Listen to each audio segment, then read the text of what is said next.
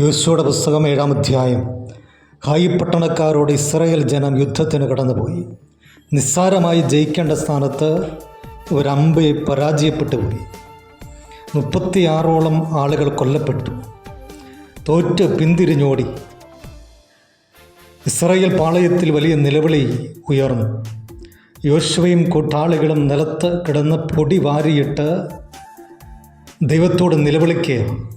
പരാജയപ്പെടേണ്ടവരല്ല, പക്ഷേ പരാജയപ്പെട്ടു. ഹായി പട്ടണക്കാരെ വെട്ടിവീഴ്ത്തേണ്ട സ്ഥാനത്ത് ഹായി പട്ടണക്കാർ ഇസ്രായേൽ ജനത്തെ വെട്ടിവീഴ്ത്തി.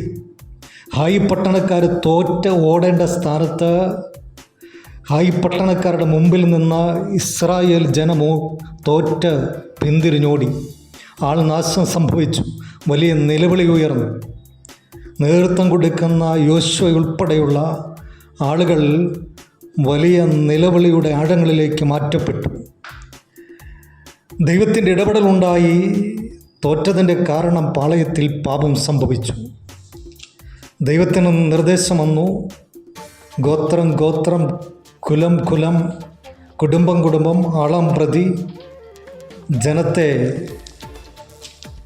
തൻ്റെ മുമ്പിൽ കൊണ്ടുവരാൻ പറഞ്ഞു. അങ്ങനെ ആഖാൻ എന്ന് പറയുന്ന മനുഷ്യൻ പിടിക്കപ്പെട്ടു.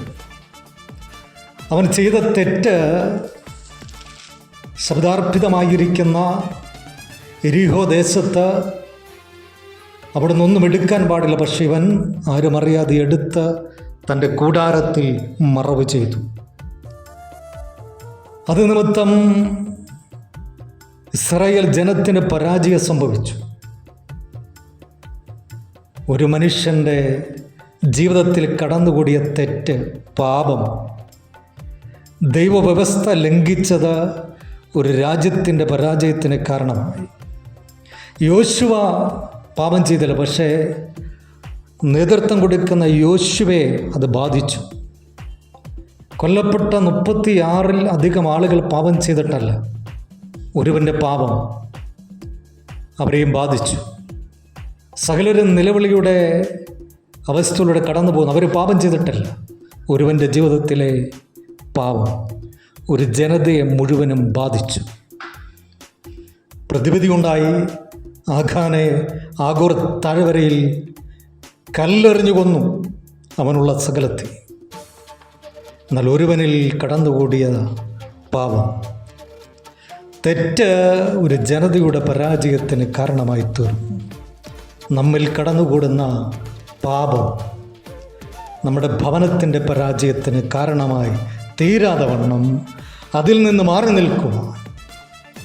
നമ്മിൽ കടന്നുകൂടുന്ന പാപം നമ്മുടെ സഭയുടെ പരാജയത്തിന് കാരണമായി തീരാതെ, ദേശത്തിൻ്റെ പരാജയത്തിന് കാരണമായി തീരാതെ, കൂട്ടായ്മയുടെ പരാജയത്തിന് കാരണമായി തീരാതെ നമ്മളെ തന്നെ സൂക്ഷിക്കാം, നമ്മളെ തന്നെ വിട്ടുകൊടുക്കാം.